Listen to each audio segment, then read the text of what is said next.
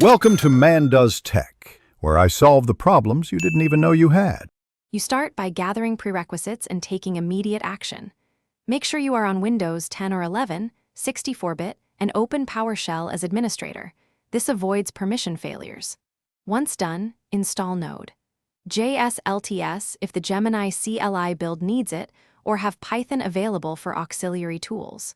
Next, run set execution policy, remote sign so local scripts execute cleanly, and enable developer mode if you will use USB debugging or advanced features.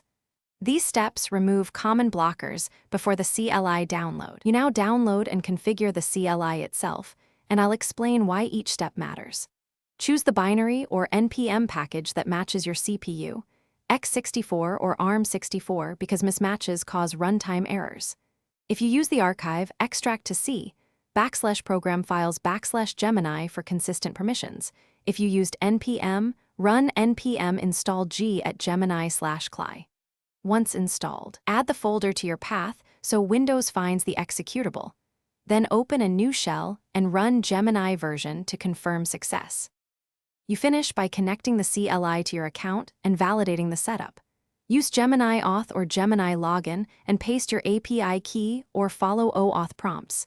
This ties commands to your identity. Then create or edit the config file at %userprofile%, Gemini /config. JSON to set defaults like region and output format because consistent config avoids repeated flags. Finally, run a simple command such as Gemini ls or Gemini info verbose to verify.